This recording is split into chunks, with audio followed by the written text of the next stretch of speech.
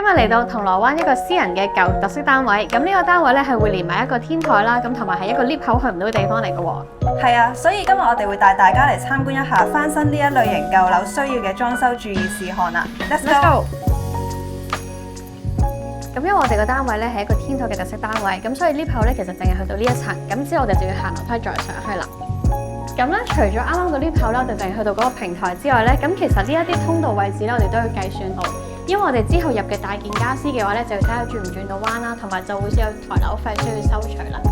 咁最後咧，亦都要記得計算埋呢一道防火門嘅大細啦，因為最後啲大型家私咧，亦都會通過呢一個通道咧而直入到單位裏邊嘅。阿 Cynthia，我想問一問咧，點解門口嗰度會有個箱喺度嘅？咁其實呢個咧就會係我哋日常咧會攞嚟擺鎖匙啦，因為平時我哋有時送貨啦，同埋師傅出入嘅時候都會用到呢一個鎖匙密碼盒嘅。咁所以呢個密碼盒咧，其實就係會保管住呢個單位嘅鎖匙。咁等我哋出入嘅時候咧，就會方便啲啦。咁我哋而家就入嚟單位睇睇啦。哇 ，Cynthia 呢個單位都幾大下，呢度有幾多尺啊？咁呢個單位咧就係1200尺啦，咁同埋就未計出邊嗰個陽台位置嘅，咁我哋就會做翻全屋嘅重新間隔翻新，咁就將佢房啊同埋主人房啦、一啲浴室嘅位置重新規劃過。因為原則咧，你會見到其實呢個單位比較特別嘅，咁佢會比較三尖八角啦，咁所以我哋會做翻啲設計，咁就用翻個廳嘅空間，咁令到咧呢個空間睇落去咧就會比較重新有活力啲啦。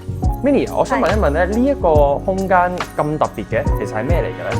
原先咧呢一個位置咧，其實係客浴室嘅區域嚟嘅。不過嚟緊咧，我哋就將佢打造成一個閱讀室嘅空間，咁等戶主咧有一個休閒嘅區域喺度啦。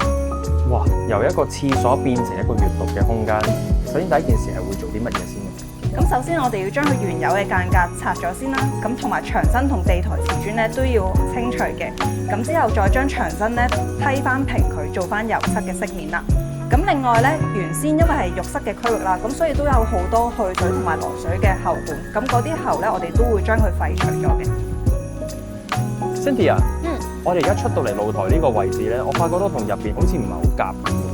冇錯啦，咁其實咧，我哋會考慮埋室外嘅元素啦。咁其實就係呢一個本身係一個鑄鐵嘅扶手嚟嘅，咁所以都會見到佢會經過歲月嘅痕跡啦，有啲生鏽啊或者係剝落嘅情況啦。咁所以我哋之後咧就會換翻一個玻璃嘅扶手。咁但係如果要換呢一類扶手咧，其實我哋就要啱啱提及過㗎，就係我哋嗰個 lift 嘅尺寸。咁因為佢會影響咗呢一啲扶手嘅分件尺寸。咁雖然以前嗰個係一體式啦，咁但係個款式始終比較舊，咁我哋之後就會換咗佢啦。哇，聽落去個工程都比較大，有冇啲咩文件需要提交嘅呢？冇錯啦，咁當時我哋做呢一類型嘅室外工程嘅時候呢，其實我哋都會建議啦，客人需要預翻多少少時間俾呢個工期嘅。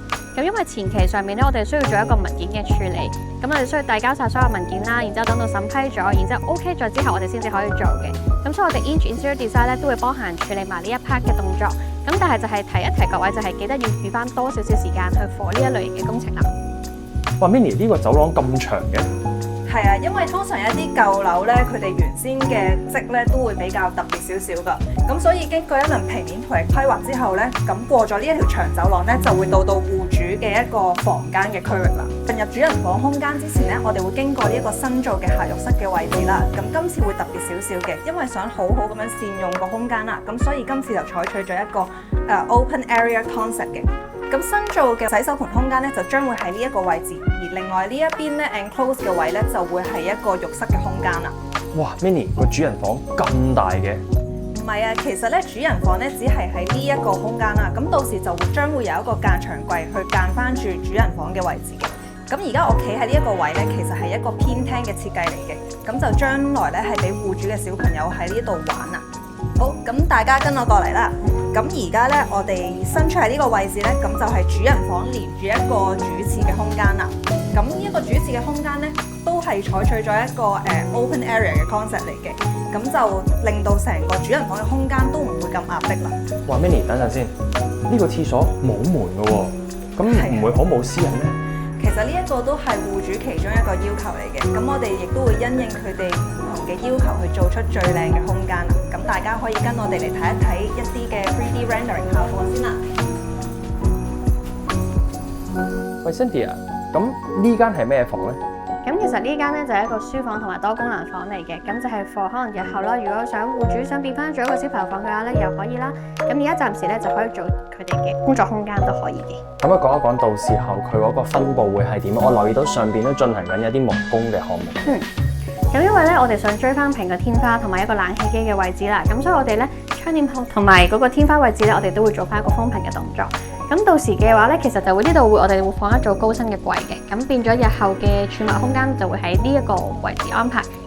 即係個冷氣唔會再放喺嗰個位啦。唔會啦，因為我哋之後咧會換埋窗啦，咁所以其實冷氣機嘅話咧，我哋都建議做翻一個分體式，咁睇落去就會美觀啲，咁同埋就會向上發展，就唔會話喺中間嘅位置見到呢一類型嘅冷氣機啦。平時咧，我見到咧，你哋好多時候 inch 嘅話咧，喺出邊都會有搭咗呢啲棚喺度喎。其實做呢啲嘅話，複唔複雜、難唔難，同埋貴唔貴嘅咧？咁其實咧，我哋通常就會幫業主去做幾間唔同嘅報價嘅。咁其實呢一類嘅棚咧，通常會出現喺咩情況咧？就會係我哋可能換全屋嘅水喉啦，或者換鋁窗嘅時候咧，咁就會出現啦。咁我哋呢個單位咧，就係因為我哋需要換鋁窗，咁所以你就會見到窗出邊咧，基本上都會有棚嘅位置啦。換冷氣機需唔需要咁樣搭棚嘅咧？有啲冷氣機需要，有啲冷氣機唔需要嘅。咁通常如果我哋外邊搭咗棚嘅話咧，咁其實就會更加方便師傅去更換冷氣機啦。咁今日就講解完呢一個特色舊單位裝修需要嘅注意事項啦。